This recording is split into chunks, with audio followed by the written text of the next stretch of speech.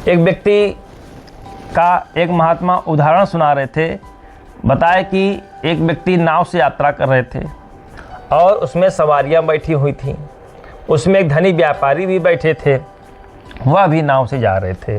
तो अचानक तूफान आ गया और बीच धार में नाव फंस गई और डगमगाने लग गई। लोग घबरा गए, अब क्या होगा। नदी में और भयानक तूफान आ गया और सभी लोग अपने अपने इष्ट देवताओं से प्रार्थना करने लगे कि प्रभु मेरी रक्षा करिए, प्रभु मेरे प्राणों की रक्षा करिए। सभी लोग जो है अपने अपने देवी देवताओं की आराधना करने लगे, पूजा पाठ करने लगे। प्रभु अब तो इस भंवर से फंस गया हूँ, अब इस भंवर से निकालिए। तो कुछ लोग कहने लगे कि दान करने को कहने लगे कि प्रभु हम दान करेंगे।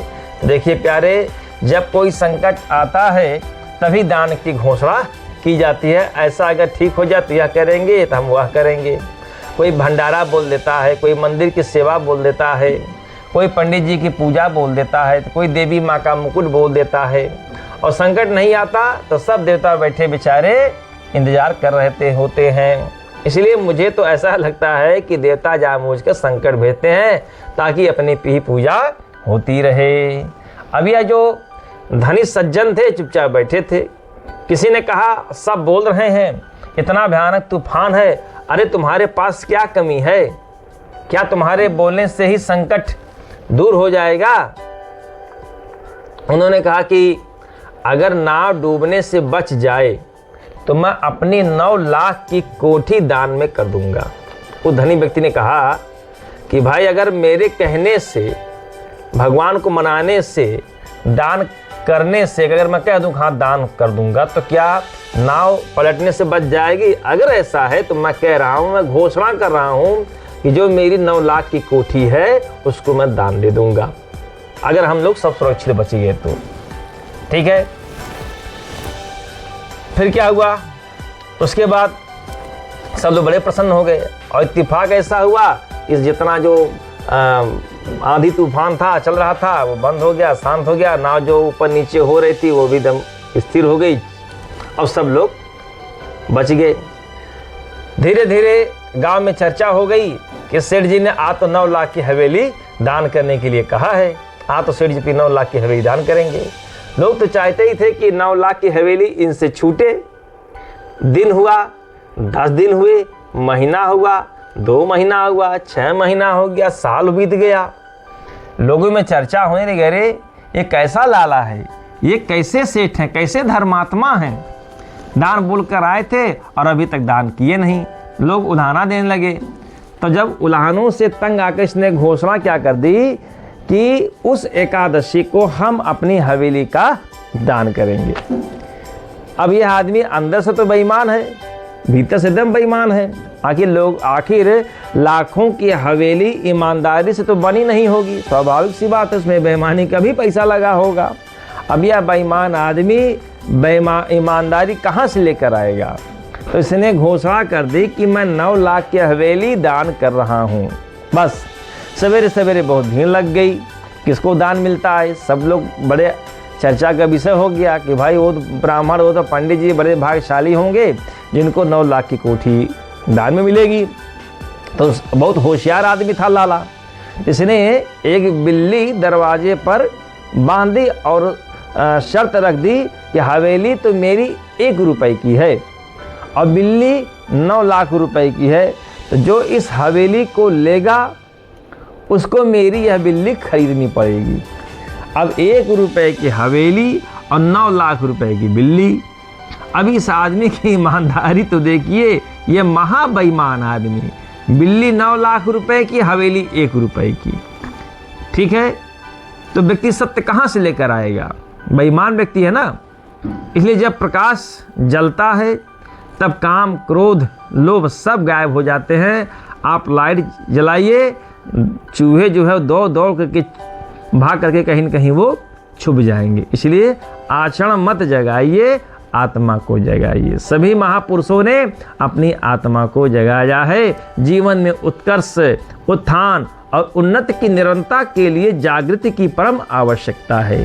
ठीक है, बोलो जय श्रीमन नारायण, भज मन नारायण, श्रीमन नारायण नारायण नारायण। और यहाँ पर बाबा श्री गोस्वामी तुलसीदास जी लिखते हैं कि जानहि जानिय तबहि जीव जब जागा, सब जब सब विषय विलास विरागा, होई विवेकु मोह भ्रम भागा, तब रघुनाथ चरण अनुरागा। अगर कोई व्यक्ति अनैतिक दिखाई देता है तो इसका केवल इतना ही अर्थ है कि वह जागृत नहीं है, अपितु घोर निद्रा में सोया हुआ है। काम आक्रमण के समय शिव जाग गए थे। सामान्यतः व्यक्ति काम के आक्रमण के समय मूर्छित हो जाता है। छाड़े विषम विशिख उर लागे, छूटी समाधि शंभु तब जागे। शिव जागे हैं और हम सब सो जाते हैं। काम तो हमें मूर्छित कर देता है, फिर जागे तो कैसे जागे? तब शिवती सर नयन उघारा, चितवत कामो भयो जरिछारा। श्री राम जय राम।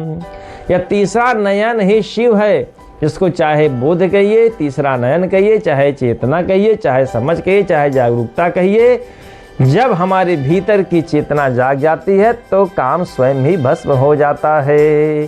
श्री राम जय राम। इसलिए जो हमारे भजन पूजा पाठ ध्यान भक्ति जो कुछ भी भगवान के नाम से हम करते हैं, उनका एक ही अर्थ है कि यह सब हमारी नींद को तोड़कर हमको जगाए रखते हैं। और जैसे ही हम जागते हैं तैसे ही हमारा चरित्र, हमारा आचरण, हमारा स्वभाव, यह सब रूपांतरित होने लगते हैं।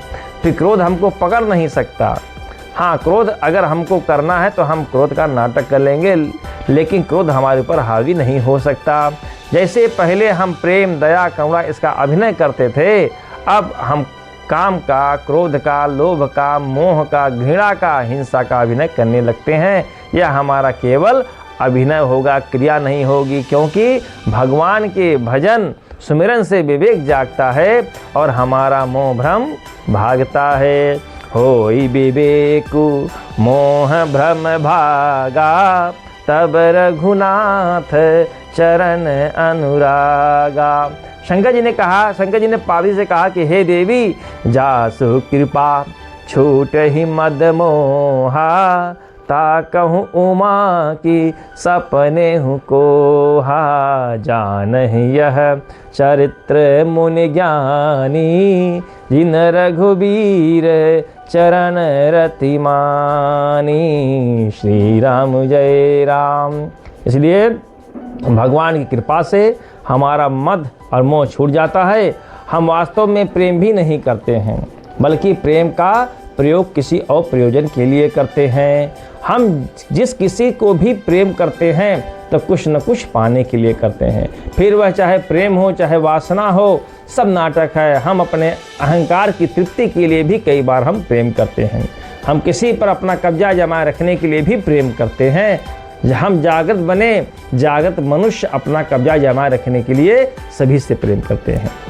ठीक है और प्यारे, इसी के साथ यहीं पर आज इसको यहीं विराम देंगे और कल हम लोग फिर श्री राम कथा में प्रवेश करेंगे। तो इसलिए विराम जाते जाते आप लोगों से पुनः एक बार यही कहूँगा कि देखिए, जीवन में चाहे जितनी भी कठिनाई आ जाए, चाहे जितनी भी परेशानी आ जाए, परंतु हमें अपना धर्म, अपने ईश्वर, अपने आराध्य देव को कभी नहीं छोड़ना चाहिए, न त्यागना चाहिए। ठीक है, भरोसा रखिए, समय सबका आएगा, आज नहीं तो कल आना ही आना है। लेकिन आप सदैव भगवान में चिंतन करते रहिए, तभी आपका कल्याण होगा। जय श्रीमन नारायण।